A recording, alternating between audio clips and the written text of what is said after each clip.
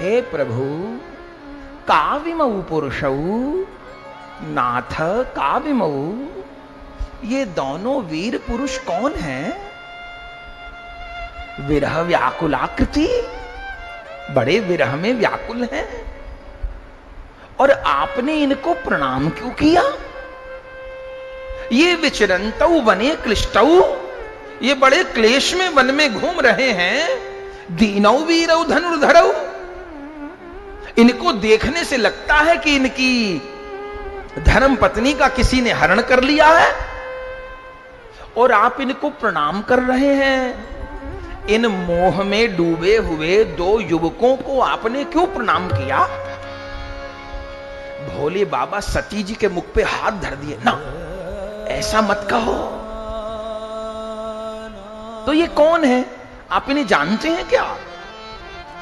भोले बाबा ने कहा, जानती तो तुम भी हो। यदि तुमने भी ठीक से कथा सुनी होती तो इन्हें पहचान लेती तुम, पर चूंकि तुमने कथा नहीं सुनी तो फिर कैसे पहचानोगी? तो ये कौन है? तो सुन लो। गौर वर्णो लगुर बंधु, शेषेशो लक्ष्मणा विदः, ज्येष्ठो रामा विधो, विष्णु पूर्णांशो निरुद्रव। ये जो गौर वर्ण के हैं, ये छोटे भाई हैं, ये साक्षात शेष का अवतार हैं। इनका नाम है लक्ष्मण। और ज्येष्ठो रामो, जो बड़े हैं आगे आगे चलते हैं, उनका नाम राम है, जो श्याम वर्ण के हैं। ये साक्षात श्री हरि हैं देवी। सती जी ने कहा, ले दो राजकुमार, कोई राक्षस घरवाली को उठा के ले गया, इनको इन राजकुमारों में भगवान दिखाई पड़ रहे हैं। बताइए जरा, ये कहां से भगवान है? अरे भगवान तो उसको कहते हैं जो घट घट की जाने, जिसे ये नहीं पता मेरी घरवाली कहां है, पेड़ पौधों से पूछ रहा है। हे खग मृग, हे मधुकर्षिणी, तुम देखी सीता मृग नैनी, उसको भगवान बता रहे हो आप। आपको तो सब में भगवान दिखता है। अच्छा, सब में भगवान दिखता है, ये गुण है कि अवगुण है? बताइए। हमको यदि सब में भगवान दिखने लग जाए तो बहुत बड़ा गुण है ना, अवगुण कहां है? लेकिन सची मां को अभी अवगुण लग रहा है, क्योंकि कथा नहीं सुनी ना। ये मां भूल कर करके बता रही है कि सत्संग से विमुख हो गए तो क्या क्या दुष्परिणाम होगा। ये मां भूल करके बता रही है, अगर सत्संग से विमुख हो गए तो शंकर की ब्याहता पत्नी को भी अग्नि में जलना पड़ेगा। तो जीवो तुम्हारी तो क्या बिसात है फिर? ये मां बता रही है हमको। ये कौन है? अरे देवी, सोई मम इष्ट देव रघुवीरा, सोई मम इष्ट देव। ये चौपाई श्लोक का अनुवाद है।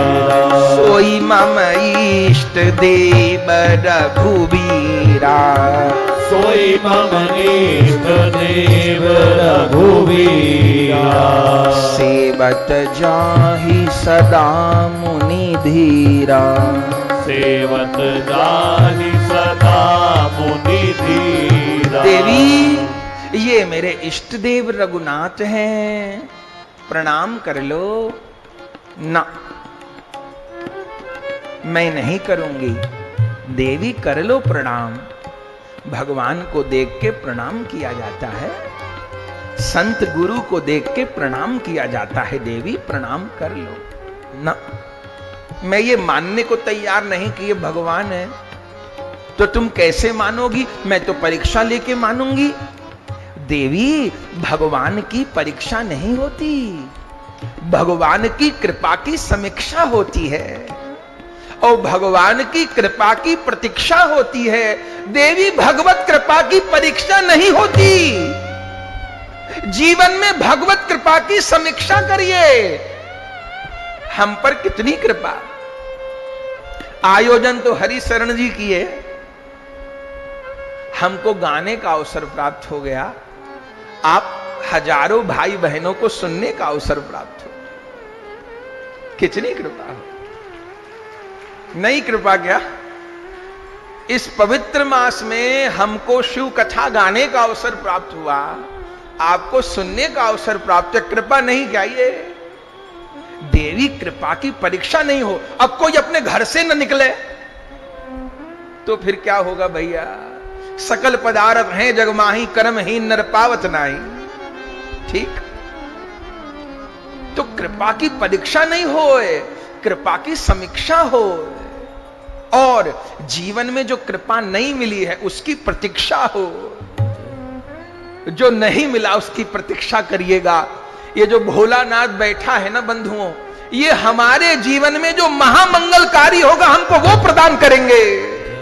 इन भोले बाबा से मांगना भी नहीं है, ये भोलानाथ हमारे लिए जो सबसे अधिक उचित होगा वो हमको प्रदान करेगा। भोलानाथ वो तो सर्वज्ञ है, सर्वसमर्थ है। मांग के भी अपने को छोटा करना है। मां बाप से बच्चे को मांगने की जरूरत नहीं है, मां बाप अपने से बच्चे का करते हैं। मां बाप का घर किसका होता है? बेटे का ही होता है ना। मां बाप की संपत्ति किसकी होती है? मां बाप का पैसा, आभूषण, घर, सामान, गाड़ी किसकी होती है? संतान की होती है ना। अरे वो बेटे नालायक होते हैं जो अपने बाप पर मुकदमा चला करके उनसे संपत्ति हड़पते हैं। मां बाप तो अपने से देंगे ना, क्या उनका जो कुछ है संतान के लिए है ना।